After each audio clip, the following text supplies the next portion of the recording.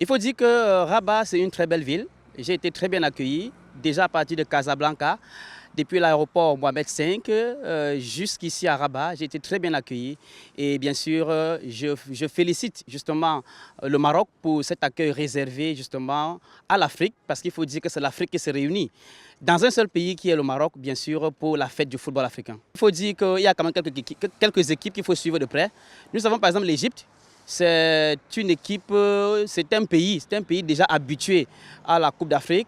Nous avons le Maroc même qui organise la compétition. C'est aussi un pays qui est bien parti pour remporter. Nous avons aussi le Cameroun qui court derrière son 6e sacre depuis pratiquement 2 éditions. Donc il y a les pays comme le Nigeria aussi, la Côte d'Ivoire, même le Sénégal. Voilà les pays vraiment qu'on devrait suivre de près parce que ces pays véritablement sont des pays favoris pour cette 35e édition de la Coupe d'Afrique ici au Maroc. C'est vrai que l'idéal pour un supporter marocain, c'est de voir son pays organisé et remporter, un peu comme la Côte d'Ivoire l'a fait dernièrement. Mais je pense que ça sera très disputé parce que je vous dirais aussi que le Cameroun ne va pas se laisser faire. Donc attendons tout simplement et que le meilleur gagne sur le terrain. Mais il n'y a pas de petites équipes, comme on le dit, et je pense que toutes les équipes qui se sont qualifiées méritent bien d'être là. On va regretter l'absence naturellement donc, du Ghana.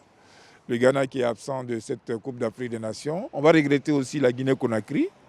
Ce sont des noms qui ont marqué l'histoire de notre football, le football africain. Il est difficile de faire des pronostics, mais il y a des équipes qui sortent du lot. On voit comment l'Égypte est en train de monter en puissance. Il y a naturellement le Nigeria qui était dernier finaliste. Et puis, on n'oublie pas le Maroc.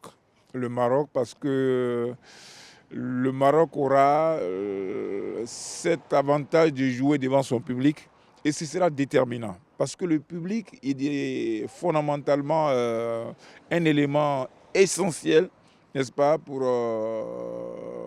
la victoire. Et je pense que ce sera le 12e homme qui pourrait faire la différence en ce qui concerne l'équipe du Maroc. Le Maroc qui n'est plus à présenter. C'est vrai, ce n'est pas la grande équipe qu'on a connue il y a cela 3-4 ans pour la Coupe du Monde, il y a 2 ou 3 ans. Mais je pense que le Maroc a ses chances, surtout devant ses supporters, les supporters du Raja, les supporters du WAC. Il est clair que ça va être un élément fondamental devant permettre au Maroc d'aller de l'avant. Cette édition de Cannes, je dirais que ça sera meilleur déjà en termes d'organisation de ce beau pays, ce beau climat. Il y a le soleil aujourd'hui, mais je pense que ça sera la même période pour l'année prochaine. Pour cette année même, je dirais, la fin de cette année et l'année prochaine. Donc je dirais que ça sera parmi les meilleures éditions, je dirais comme ça, qu'on aura à vivre de cette compétition, la Cannes.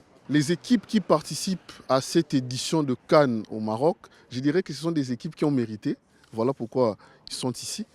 Alors, je souhaiterais bonne chance à tout le monde, déjà. Et en termes d'équipe, c'est que je souhaiterais bonne chance aux Léopards de la République démocratique du Congo.